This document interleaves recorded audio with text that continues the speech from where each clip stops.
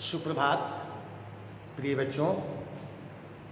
हम लोग शीर्षक भेड़े और भेड़िए को आज नियमित करते हुए पुनः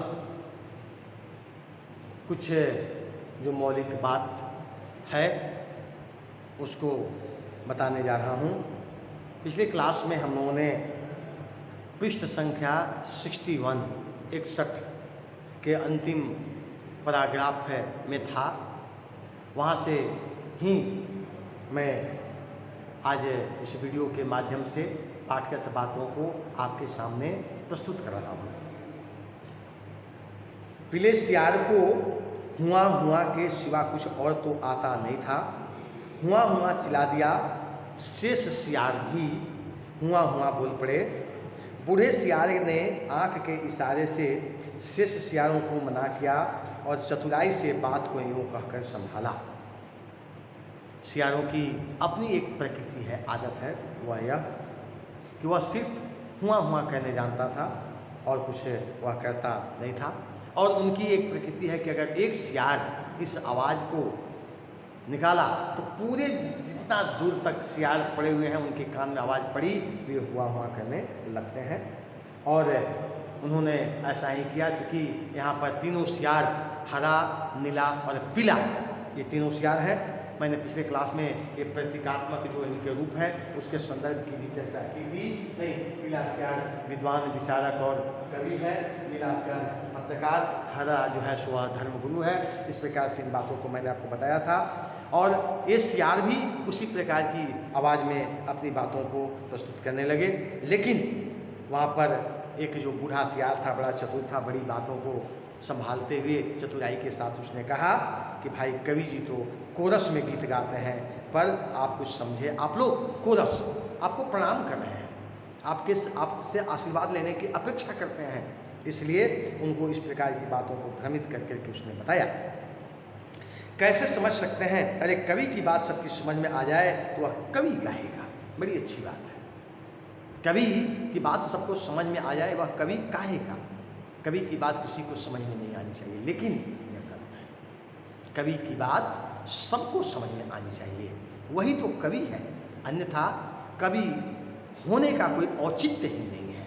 पढ़े लिखे विद्वान व्यक्ति तो उनकी भाषा को अगर जटिल और कलिष्ठ है तो समझ सकते हैं, लेकिन जो थोड़ा अल्प ज्ञानी है या थोड़ा सा जो कम पढ़े लिखे हैं, अगर उनकी बात समझ में अगर आ जाए, समझ जाए, तो इससे बड़ी बात और कुछ नहीं हो सकती। लेकिन इससे बूढ़े सियार ने, चूँकि वास्तव में वह कोरस में कोई गीत नहीं था, कोई बात नहीं थी, उसको उन पशुओं को संभालने के उद्देश्य से कहीं बात बनी हुई बिगड़ न जाए, इस उद्देश्य से उसने इस प्रकार की बात कही। इसके बाद अरे कवि की बात सबकी समझ में आ जाए तो कवि कहेगा, कह रहे हैं कि जैसे स्वर्ग में परमात्मा वैसे ही पृथ्वी पर भेड़िया है। मैंने आपको बताया था प्रतीकात्मक शैली में लिखी गई यह कहानी सांकेतिक रूप से यह बात बताने के लिए तत्पर है कि वह किस प्रकार के भाव को अभिव्यक्त करने का प्रयत्न और प्रयास करता है। उसने क्या कहा? उसने कहा कि जैसे स्वर्ग में परमात्मा है वैसे ही पृथ्वी पर भेड़िया भी है। भेड़िया जी महान, आप सर्वत्र व्याप्त हैं, सर्वशक्तिमान हैं। प्रातः आपके मस्तक पर तिलक करती है, सांझ को उषा आपका मुख चूमती है, पवन आप पर पंखा करती है और रात्रि आपकी ही ज्योति लक्ष्य लक्ष्य खंड होकर आकाश में तारे बनकर चमकती है। हे विराट, आपके चरणों में शूद्र का प्रणाम है। देखिए, भाव, भंगिमा और जो विचारों की अभिव्यक्ति है वह निश्चित रूप से बड़े ही उपयुक्त हैं, क्योंकि इस प्रकार की भावों से ही, इस प्रकार की भावनाओं से ही उनके पास पहुंच करके उनसे कुछ करवाया जा सकता है। इसलिए उसने कहा कि आप बड़े महान हैं, उत्कृष्ट हैं, उदात्त हैं, पवित्र हैं, शुद्ध हैं, सात्विक हैं, जो सत्गुण है सब आप में कूट कूट करके भरा हुआ है। आप सर्वशक्तिमान हैं, नहीं प्रातः उसी सर्वशक्तिमान के कारण नहीं आप पर वो तिलक लगाने का काम करता है। साँझ जब होता है तो उस आपके इस मुख को चूमती है, वंदन करती है। पवन आप पर पंखा झेलने का कार्य करता है। रात्रि में जो आकाश में चमकने वाले नक्षत्र तारे हैं वे भी चमक करके आपके उस विराट स्वरूप को विस्तृत करने का प्रयत्न करते हैं। और इस क्षुद्र छोटे जीव का आपके चरणों में नतमस्तक होकर के प्रणाम करने की नहीं हम व्यवस्था कर रहे हैं, इसलिए इसे आप स्वीकार करें। फिर नीले रंग के सियार ने कहा, निर्बलों की रक्षा बलवान ही कर सकते हैं। जो निर्बल है, जो कमज़ोर है, नहीं उसकी रक्षा कौन करता है? बलवान करते हैं। स्वाभाविक है, इसमें कहीं दो मत नहीं है। बलवान व्यक्ति, ताकतवर व्यक्ति, मर्यादित व्यक्ति, आदर्श से घिरे हुए व्यक्ति यदि नीचे तबके के लोगों के प्रति अपना त्याग, अपना भाव, अपना विचार, अपनी सोच पूरी ताकत के साथ रखें तो समाज में इनकी संख्या न्यूनतम हो जाती है। लेकिन आज हम करते क्या हैं?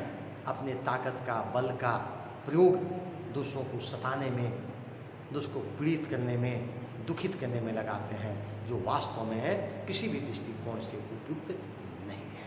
हमें ऐसा नहीं करना चाहिए। लेकिन यहाँ पर जो उपदेश है बहुत सुंदर है, इसमें कहीं दो मत नहीं है।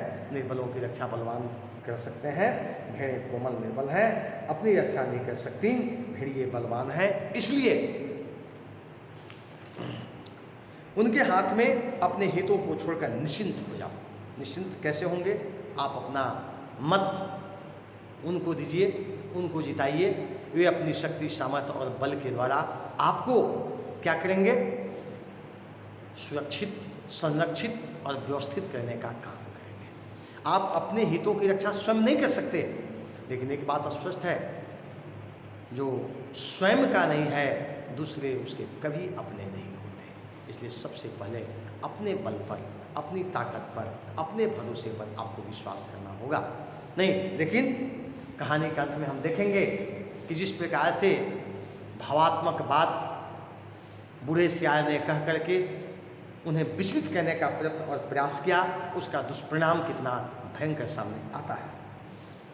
तो उसने क्या कहा?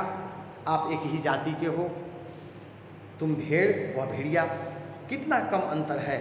और बेचारा भेड़िया व्यर्थ ही बदनाम कर दिया गया है कि वह भेड़ों को खाता है। अरे खाते और हैं, हड्डियाँ उनके द्वार पर फेंक जाते हैं, ये व्यर्थ बदनाम होते हैं। तुम लोग तो पंचायत में बोल भी नहीं पाओगे। भेड़िए बलवान होते हैं, यदि तुम पर कोई अन्याय होगा तो डट कर लड़ेंगे। इसलिए अपने हित की रक्षा के लिए भेड़िए को चुन करके पंचायत में भेजो। बोलो संत भेड़िया की जय। वास्तव में यहाँ पर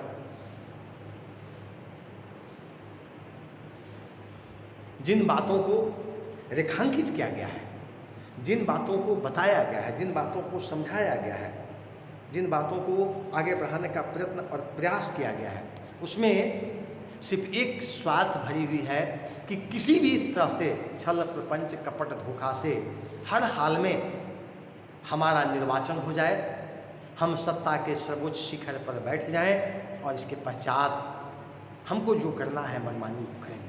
क्योंकि उनकी प्रकृति ऐसी नहीं है जैसा इसमें लिखा हुआ है, जैसा उसमें विश्वास जताने का प्रयत्न और प्रयास किया है। उन्होंने कहा कि भेड़ और भेड़िया दोनों सामान्य जाति के हैं, थोड़ा सा अंतर है, लेकिन उस अंतर का कोई औचित्य नहीं है। वास्तव में आपका जो वध होता है, आपकी जो हिंसा होती है, इनके द्वारा नहीं होती। लोग क्या करते हैं?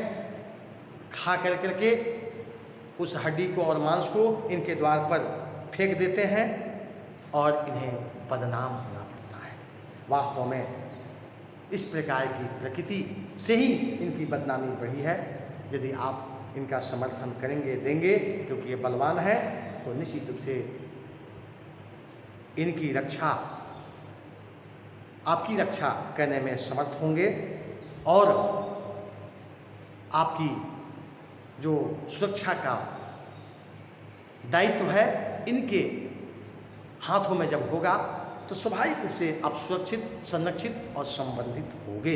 इसलिए आप इन्हें मत देकर पंचायत में भेजिए और स्वाभाविक रूप से आपके उन सारे क्रिया को ये निष्पादित करेंगे और इस प्रकार से उन्हें जय बोलने के लिए प्रेरित करता है। और इस प्रेरणा से प्रेरित होकर के भेड़ियों ने जो किया उसका दुष्परिणाम अगले क्लास में आपको मिलेगा। तब तक के लिए धन्यवाद।